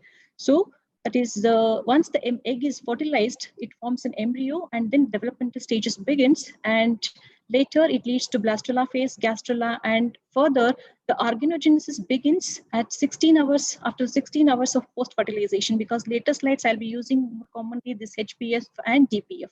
So which refers to the stages, hours post-fertilization or days post-fertilization. So the entire body plan is established in 24 hours. So, and the next after 24 hours and 48 to 72 hours, the hatching occurs. And once it is hatched, it'll measure about 3 millimeters. And from 4th day onwards, that is 90 hours of post-fertilization, the complete embryogenesis completes, and almost all the organs will completely develops. And day 4 onwards, the larva, the stage enters, the larval stage enters. Till 29th, it is the larval stage, and then from day 30 to 89th, it is a juvenile phase, and from 90 days onwards, it reaches the adult phase. So this takes very short duration for the developmental phase, okay, when compared to the other models. So here is a zebrafish, adult zebrafish, and a single cell the embryo, and 24 hours post-fertilized embryo, and also 3 DP of embryos and 5-day-old embryos, which are incubated in the plates. So this is about the breeding techniques. So for breeding, for successful raising of the zebrafish, it is recommended to keep males and females in the ratio of 1:2, and the temperature of 14 hours light and 10 hours dark cycle is recommended, with a temperature of 23 to 25 degrees centigrade and pH of 6.2 to 7.5. And since the zebrafish are photoperiodic, they breed at dawn, and then the eggs are collected, and then they are incubated depending upon the study requirement. So here, if the eggs are fertilized, then they appears transparent, otherwise it becomes opaque. So here are the maintenance facilities. So the pic what I have given at the right hand side. So this is the facility being maintained at Dr. Reddy's Institute of Life Sciences, Hyderabad, with which we have a collaboration. And now we have started working on the adult zebrafish and not on the embryos, but we are establishing the facility for both adults as well as the embryo studies. So these are the requirement: deionized water, sea salt, and also it requires live food, that is Artemia dry eggs or even the shrimps, and recirculation system and regular cleaning. So coming to the anatomy, so the organs, so some of the organs are similar to humans, that is cardiovascular system, nervous system, and digestive systems are similar to humans, but lacks lungs and prostate and mammary glands. And the heartbeat, as I said, the organogenesis begins at 24 hours, and heart rates, so the heartbeat starts at 26 hours of post-fertilization, and this shows a complete repertoire of ion channels. And these zebrafish plays an important role in especially the cardiotoxicity studies for assessment of the cardiotoxicity. And even zebrafish has a remarkable capability in regenerate the cardiac muscles following the injury, and even the fins, pancreas, and the liver, and some of the structures of the CNS also have the regenerating ability. So why the zebrafish has emerged as an organism of choice? So initially, when the zebrafish research was introduced, this was mainly introduced as a genetic model organisms in 1960, because the initial focus was only on the developmental biology because some of its advantages over the other animals. So the first advantage is its high fecundity, means productivity rate is very high. Each female can produce around 200 to 400 eggs per spanning, and they can produce thousands of offsprings in their lifespan. And further, the embryos are optically transparent. So, and also the embryo, the fertilization takes place outside, and the development also takes place outside. So this allows the researchers to observe the changes or the developmental changes or any toxicity of the drugs on the organs. And also the embryogenesis is very rapid. So it takes just 96 hours after fertilization, whereas in case of humans, that is mouse models also, it will take around more than 3 months. And the generation time, as I said, is only 3 months, and it is easy to maintain and breed, and large number of fish can be housed in a small space, and thus it is suitable for high throughput screening. in the past few years, there are a lot of advancement has been made in the zebrafish research. The notable outcomes of this is the complete sequencing of the that zebrafish genome, and also the collection of full-length cDNAs, gene expression studies using whole embryo and in situ hybridization. Even the gene functions have been studied using morpholino oligonucleotides, and researchers have created mutant zebrafish by knocking out or knocking in specific genes, or as a result, developed several transgenic lines and targeted mutations. Thus, these alterations with the advancement of molecular technology led to the development of various novel biomedical models, especially with the zebrafish model. Thus, opened up new avenues for disease screening and drug development, and thus zebrafish has emerged as an organism of choice. So coming to the genetic homology, as per the genome sequencing data, it has been revealed that zebrafish shares 60 to 80% of the genetic homology with the humans, and also the tissues and the homology of tissues and organs similar to the humans with respect to physiological and molecular levels. And as I said already, the systems are similar compared to humans, but it lacks lungs, prostate, and mammary gland. And as per the paper published in Nature, it's been reported that 70% of the genes is homologous with the humans, and also 85% of the genes of mouse resembles with the humans, whereas 90% with the primates resembles with the humans. These are the orthologous genes shared between the zebrafish, humans, mouse, and chicken genome. So how these zebrafish are suitable for discovering drugs? Okay, based on the many studies have been done in the past few years to understand how zebrafish compare to humans in terms of target physiology, drug metabolism, and pharmacology. So with the availability of high quality of zebrafish genome, studies have reported that zebrafish and human shares 82% of disease-associated targets. And the orthologous zebrafish proteins are similar to their human counterparts, particularly in the functional domains. Though there may be some divergence, though there may be sequence divergence, but the zebrafish and the human proteins, there is a modest or the high rate of conservation of the pharmacological effects. So even the pharmacology is also conserved. Why? Because there is a target similarity is to a greater extent at the active site of the targets, especially the ions, receptors, and the transporters. So especially the glucocorticoid receptors found in zebrafish is almost 50% identical to human receptors overall, but it is 74% identical to carboxyl terminals of the protein, which contains the ligand binding domain. So thus it conserves whatever the compounds that are discovered in zebrafish screens show similar effects even in the rodent models and the humans. And coming to the physiology, zebrafish stands out for their highly conserved integrative physiology. With regard to physiology, although there are some major differences resulting from adaptation to aquatic life, most of the zebrafish organs performs the same functions as their human counterparts and exist well-conserved physiology. So if you take up pancreas, again, it is exactly similar like that of humans, that is possess alpha, beta, delta, and the epsilon cells. And similarly, the hemopoietic system is also closely resembles. And very interestingly, the cardiovascular physiology is highly conserved at both cellular and also the membrane and the biological levels.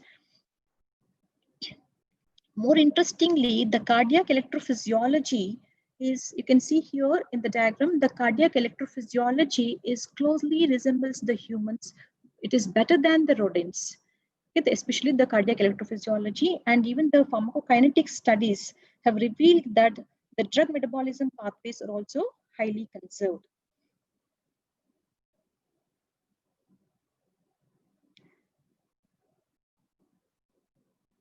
So owing to this,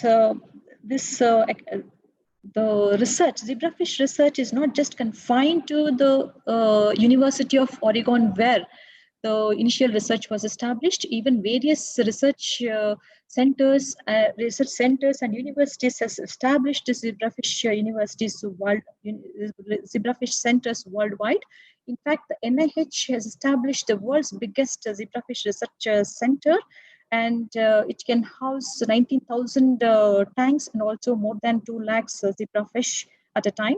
And some of the major the facilities in India are Institute of Genomics and Integrative Biology, New Delhi, and CCMB, Hyderabad, Indian Institute of Science, Bangalore, Tata Institute of Fundamental Research, Mumbai, Tata Life Sciences, and also Indian Institute of Educational Science and Research, Pune. So zebrafish, it's not of just academic interest. Even zebrafish have gained industrial acceptance as well. So many of the industries have shown interest in establishing, developing or employing the zebrafish in assessing the safety and efficacy of the drugs. So most of the companies, either they have the in-house facility, or they have the collaborations with the academic collaborator, or they have the collaborations with the zebrafish CROs, and thereby they establish or validate the model, zebrafish model, for studying the efficacy and the toxicity of the compounds. For example, Eli Lilly has validated a model for bone formation and bone loss following orectomy, and similarly Novartis gastrointestinal motility, and also Novartis for toxicology. Similarly, Pfizer has developed a zebrafish model for studying the ADME studies and also safety studies. So here is a comparative data of publication on use of various animal models in the biomedical research. So in the year 2004, the number of research publications that employed zebrafish mouse or primates were almost normal. But in the year 2007 onwards, there is a rapid increase in the zebrafish research publications, thus emphasizing the benefits of zebrafish model in clinical research. So it has shown even the industrial acceptance has as well as the publication rate has also increased. Thereby, it is emerging as a potential biomedical tool in drug discovery and research. So coming to the characteristics of widely used model organisms, zebrafish, coming to the handling, it is easy when compared to the other models. Genetic homology, as I mentioned, it is 70% when compared to the others. Primates, 96 to 98%. And development is rapid. Yes, it just takes 3 months. But embryogenesis, just 96 hours, which is equivalent to 3 months of development in case of humans. And the transparency, yes, it can be very well suited model for assessing the toxicity studies. And also the number of embryos, it is 100 to, it can range up to 600 per week. And the transgenic models, many transgenic models have been developed, and husbandry cost is also very low compared to the other models. So what is the position of the zebrafish in the drug discovery? So this zebrafish model serves as or provides a crucial link between the in vitro assays and the in vivo disease model. So here, I'm not saying that it's going to completely replace the animal models, but it can certainly act as a filter and thereby reduce the number of compounds that are to be tested on most expensive animal models. So thus, it provides a crucial link between the in vitro assays and the mammalian models. So it is not as a replacement, but it can certainly act as a ideal complementary to the in vitro cell-based assays as well as the mammalian models. So zebrafish used in drug discovery, these are the different steps in the discovery process, especially it's a target-based drug discovery wherein the target validation, lead optimization, preclinical development, so on. So this zebrafish at different stages plays an again vital role at multiple stages of drug development, especially target validation as well. That is, the zebrafish knockdown models can also be used for target validation, or zebrafish embryos, or the larval, or the adult fish can also, or the mutant mice can also be used for safety and efficacy studies. And this zebrafish are also useful even in drug reprofiling process. So drug profiling purpose or repurposing studies, it is the finding a new indication for the existing drugs, or the drugs that are, or the approved drugs that are failed due to some of the failed in clinical trials other than the safety issues. Even such can also be evaluated. So one of the example is PGE2 analog, which has been developed, identified for its stem cell stimulation, and it is in clinical trial for use in leukemia. Okay, so it is a reprofiling study only using the zebrafish model. So zebrafish not only plays an important role in target-based drug discovery, it also plays an important role in phenotype-based drug discovery as well. So in this phenotype-based drug discovery, wherein the target is not known and the disease mechanism is also not known, even some of the Ayurvedic formulations, so what we provide the scientific validation, it is similar to that of phenotypic drug discovery type, or it is otherwise it is called reverse pharmacology. So there are some of the drugs have been identified and which are in various stages of clinical development based on the zebrafish screen. So the examples are here. One is lorcaserin, which was mainly used as a 5-HT2C agonist for obesity, but now it can also be, the new indication has also been identified. It is foreign in Dravet syndrome, and also MMP13 inhibitors for peripheral neuropathy. And as I mentioned, the prostaglandin E2, this PGE2, which was initially developed for to fight against stomach ulcers, were later found to stimulate the blood stem cells, and it is currently in clinical phase 1 clinical trial for leukemia. So having said all the benefits, so now in a nutshell, let us see what are the major challenges in the drug discovery and how zebrafish provides an advantage or fills the gap in this drug discovery, offers advantages and overcomes these challenges. So the process is expensive, time-consuming, and laborious. And in the conventional method, it is inability to test many molecules, especially in the animal model, due to high cost and also ethical issues. Mammalian disease models are conducive to high throughput, or not conducive to high throughput screening, especially the target validation and drug screening stages. And the large quantities of precious compounds are required because, especially in the synthetic chemistry, so synthesizing the drugs, the yield will be very low, and they cannot synthesize to such an extent to cater to the or to take up the in vivo animal studies. And there is a poor correlation between cell-based assays and the animal model, so thereby it can fill the gap. So it can, between the in vitro and the in vivo activity, and thereby it can better help in screening the models, screening the animals, so selecting the compounds, the novel molecules for further animal studies. And also there are a lot of there are chances of dropping of molecules in the late stages of drug discovery because of cardiovascular and nervous related issues. Since the zebrafish model plays an important role in this assessment of cardiotoxicity, even this can also be reduced. So they are suitable for large scale drug screening, and the maintenance is cost effective. Bioassays are cheaper and faster than mouse assays, and they have the ethical advantages. They are highly suited for high throughput screening. This requires less quantity of precious compounds. The transparency of the embryos and the extrauterine development of the embryos plays an important role or serves as an excellent model for both efficacy and the safety studies. They exhibit high similarity with the humans with respect to molecular mechanism. As I said, the physiology and the pharmacology is analogous to the other vertebrates. And since it serves as an early screen, it reduces the cost associated with the late attritions, and they're amenable to large-scale mutagenesis and drug refiling studies as well. So having said all this, can zebrafish can become a complete tool for drug discovery and development? Yes, the answer is yes. So zebrafish serves as a model organism in preclinical research, mainly in toxicological studies, cancer, epilepsy, neurology, diabetes, developmental toxicity, regenerative medicines, pharmacokinetic studies, and toxicology as well. So here I'll not be discussing about the various models for screening of these in these models, but I'll be just focusing only on the cancer, and later I'll move on to the research findings on zebrafish. So zebrafish model has created its own niche in cancer research.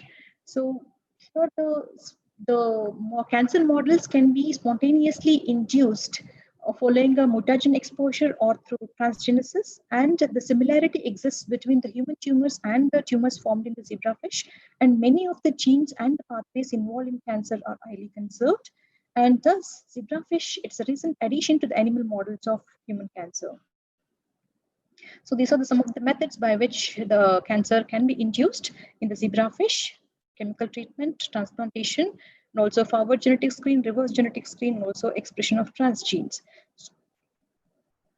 So this is the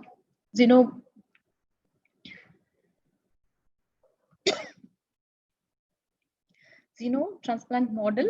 So here, 0-hour post fertilized eggs are taken, and once it reaches the 12 hours of post fertilizations, they are treated with the phenylthiourea. So they mainly they treat with phenylthiourea in order to prevent inhibit the synthesis of the melanin, in order to retain the transparency of the embryo or the larval stage, so that they can easily view the angiogenesis or the formation of the new blood vessels.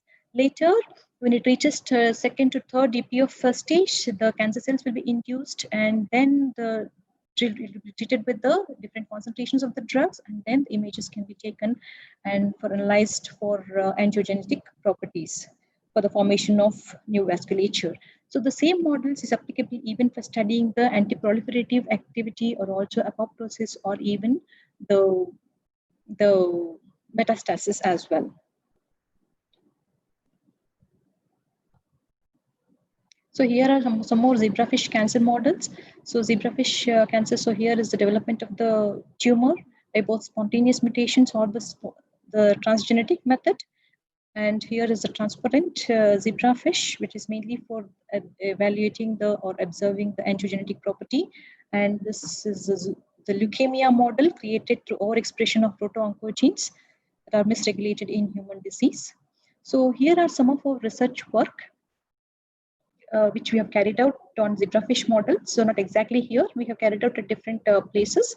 So this is one of the work which we carried out at Dr. Reddy's Institute of Life Sciences, which was earlier called as Institute of Life Sciences, Hyderabad.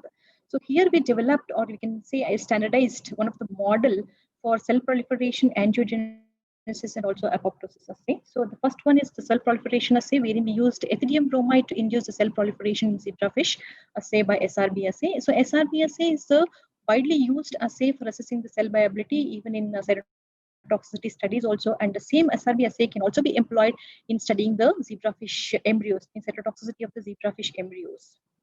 And also we have established or standardized one more qualitative assessment for blood vasculature and nicotine-induced aberrant angiogenesis model in the zebrafish, and also apoptotic assay by fluorescent imaging. So here is the protocol.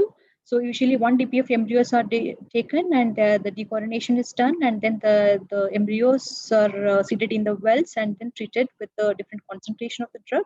So following the drug treatment, the embryos are taken out, and then they are treated with the trichloroacetic acid, and then the further treatment is done, and 4% SRB is added to assess the viability. Further, it is the absorbance of the same is checked at 590 nanometer. So here, as I said, the SRB is mainly for assessing the cell viability, as the number of, which is a protein type, which mainly based on the basic amino protein at the acidic pH, and it gets dissociated with the basic pH. So here, as the cell number increases, the intensity of the SRB color, the dye will also increases. So accordingly, we observed there's an increase in the absorbance with increase in the duration. So 1 DPF to 8 DPF, there is a gradual time-dependent increase in the absorbance. And the same, so we took 1 DPF and 5 DPF embryos and then treated with the ethidium bromide. And we standardized this ethidium bromide concentrations also, wherein the 30 microgram ethidium bromide was found to induce the abnormal proliferation. So the same was used, and 1 DPF embryos were treated with the ethidium bromide, and further the drug treatment is done to assess the anti-proliferative activity of some of the synthetic compounds by SRB assays. And later, even the apoptosis induction in zebrafish embryos were also determined. So apoptosis, because the cancer cells are the one which are resistant to apoptosis. So interestingly, this p53 pathway is conserved both in humans and zebrafish. So here also the method remains the same. The embryos are taken, decoronated, and then the embryos are treated with the the test compounds, and then following the treatment, they are subjected to this, they are stained with acridine orange, and later the embryos are washed and then observed under fluorescent microscope. So if it is apoptotic cells are there, so it takes up the dye and fluorescence. So that indicates the induction of the apoptosis by the test compounds. Next is the angiogenesis, and even the zebrafish serves as an excellent model for studying angiogenesis. So the angiogenic vessel development can be monitored by endogenous alkaline phosphatase activity, so which is mainly present primarily in the vessels during the early development, that is 0 to 72 hours post-fertilization. So the formation of this, the presence of this endothelium alkaline phosphatase helps in the formation of the blood vasculature. So here we use this method, that is qualitative method, for assessing the formation of the new vasculature. So here the bromochloro, the indolyl phosphate, in the presence of alkaline phosphatase enzyme, it gets converted into indoxyl derivative, so which in turn dimerases and forms leuco-NGCO, which in turn gets oxidized to form a BCI. So this BCI in turn conforms the complex with the NBTGF and forms a dark colored precipitate. So the formation of this dark colored precipitates indicates the presence of ALP, and in turn indicates the formation of the new vasculature. So the same can be visualized. So these are the methodologies what we have followed. So here the presence of the new vasculature, that is subintestinal blood vessels, and also the subintestinal blood and also the intersegmental region, the vasculatures can be observed. This is the formation of the purple colored pharmason, the precipitate. So one more is the development of aberrant angiogenesis, nicotine-induced aberrant angiogenesis. So the nicotine is reported to act on the N-acetylcholine receptor, the nicotinic acetylcholine receptors, and thereby causes the expression of pro-angiogenetic factors, especially the EGF, VEGF, and also EGFR, and thereby help in angiogenesis. So the similar study, the same study was again, pilot study was again done at the same lab, wherein different concentrations of the nicotine was used to induce the aberrant angiogenesis. Later, 1 microgram was found to be effective in producing the angiogenetic effect. So later the drugs was accordingly selected and the screened for the anti-angiogenic activity. So this is the 1 micromole nicotine. So here samaxinib showed the complete inhibition of the vessel growth.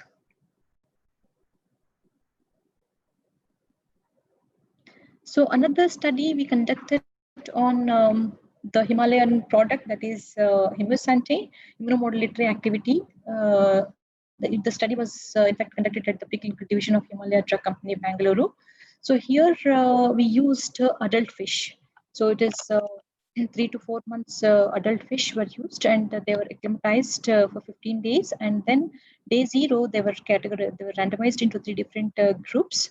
One is the normal control, pathological control, and the drug treatments. So on the different groups, the fish in different groups were treated for 4 days, and on day 3rd, all the animals except the control were inoculated with the aerominous hydrophilase injection, that is by intraperitoneal route, 10 microliter intraperitoneal route, which is known to cause 80% of the mortality.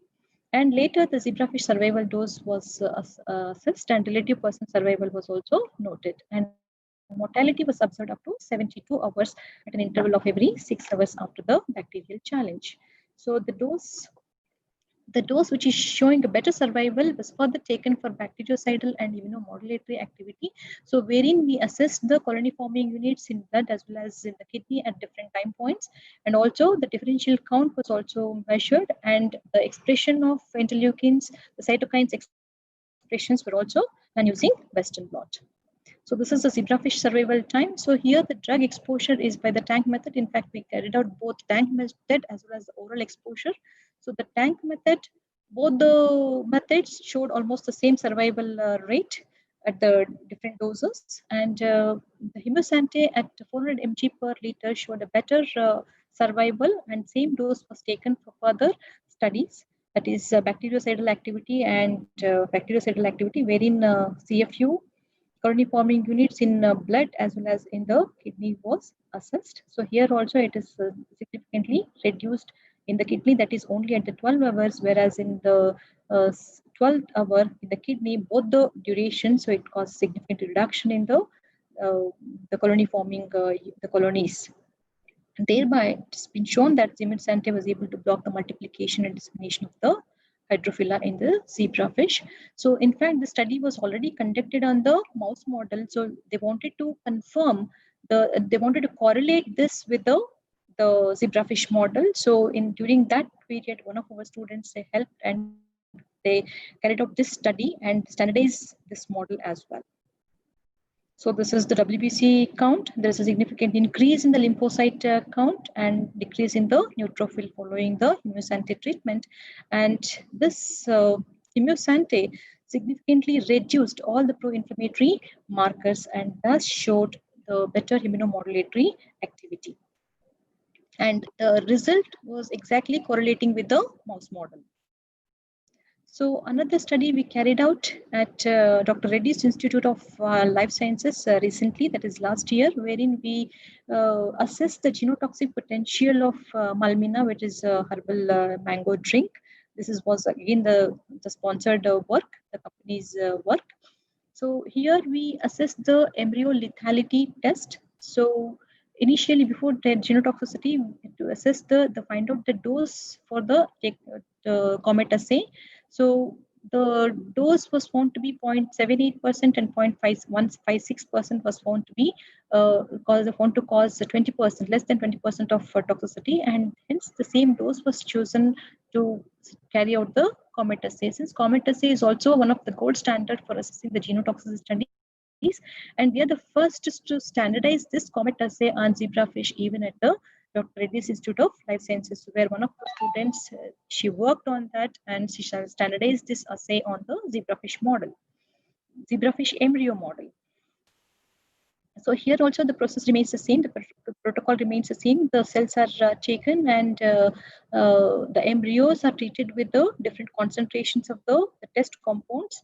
And before so after the pre-treatment, the cells are the embryos are subjected to genotoxic agent. So here we used hydrogen peroxide as a inducing agent, DNA damage inducing agent. So we used 1% of H2O2.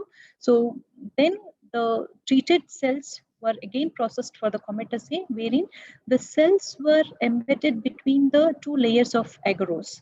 Two layers of the agarose, and that embedded cells between the agarose layers were subjected to lysis, and then the alkaline treated with the alkaline treatment for DNA unwinding, and then subjected to electrophoresis, and then it is neutralization buffers, and followed by ethidium bromide staining, and the images were captured.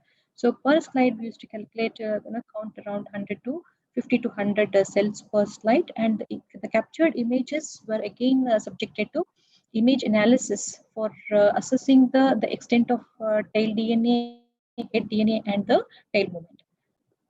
So here are the representative images of the zebrafish embryos exposed to different concentrations of the Malmina. So here in the control as well as in the Malmina treated group, there is no DNA damage, means the DNA was intact, which is very clearly evident.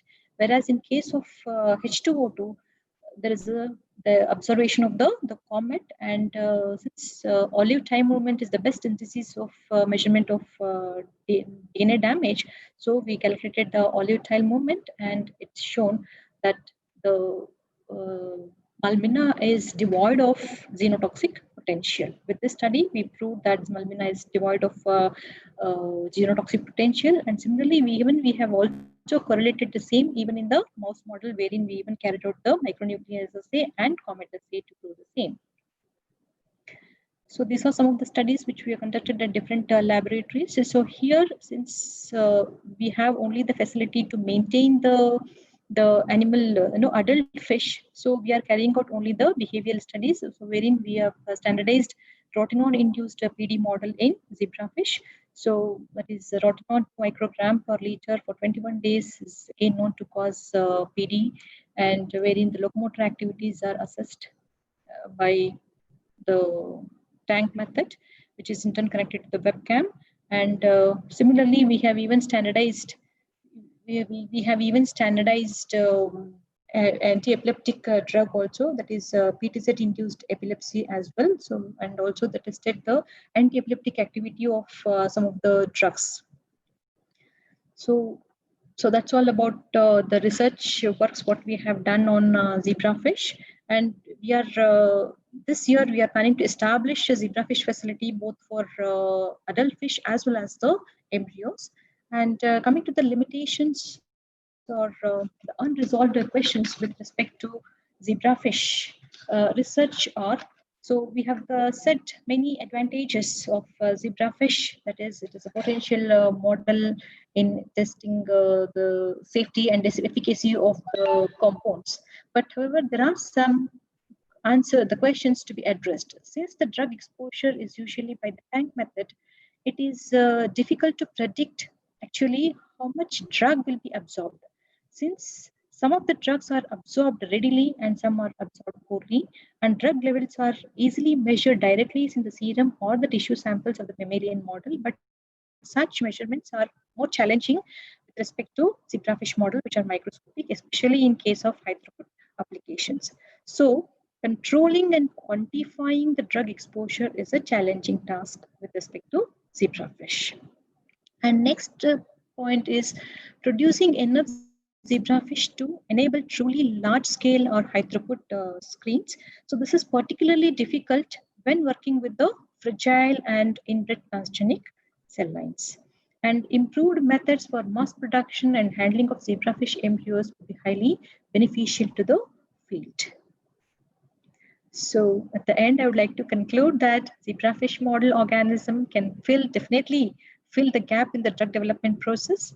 And they, as I said already, they pose no challenge to the rodent models, but they serve as an ideal complementary model system for the drug discovery. And in fact, National Institute of Health is actively working on the zebrafish research to develop this as an alternative animal model.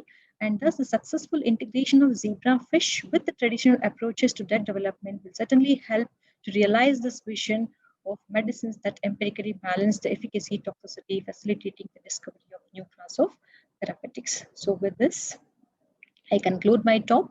Hope it was useful, especially if not now, maybe it will be useful to all the PG, some of the PG students who are going to take up their studies in the preclinical studies, that's animal studies, during their PG project. So with your permission, I just like to share some of the slides related to our facilities. So we have a central animalose facilities, which is of GLP standard. So for carrying out toxicity studies as well as pharmacological screening. And these are some of our facilities. And now we are establishing the cell culture and molecular facilities as well as alternative to animal experiments, wherein we are going to house Drosophila as well as zebrafish. So currently we are working only with the adult fish. And we do have a motorized stereotaxic device for administering the drugs intracerebrally for inducing either Parkinson's disease or Alzheimer's disease. And accordingly, we have the software assessing the behavioral movements. So this is our Department of Pharmacology. So with this, thank you very much once again to all the organizers for providing me an opportunity to share my views or whatever our research findings and about the zebrafish research. Thank you, ma'am. Thanks a lot. Really, it was very informative, innovative, and definitely it will help all the PG scholars for a new dimension in the research field. So on behalf of Vishodhana team, I once again heartfelt thanks for your clear, elaborative, informative talk, ma'am. Thank you very much. Thank you very much. Got one question, ma'am. Can we take up that? Yeah, sure. Can genetic studies of zebrafish can be correlated with the human genes? Some of our delegates have messaged us. Yeah. Can genetic studies of the zebrafish can be correlated with that of the human genes? Yes, yes, yes. They have the lot of correlation has been done, and it closely resembles, as I already mentioned, the 70% homology with the human genomes. Oh, thank you.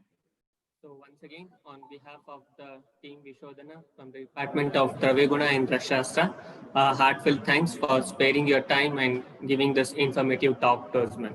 Thank you. Thank you so much. I hope it was useful to all the students, because it is entirely different, not related to especially the Ayurvedic the discipline.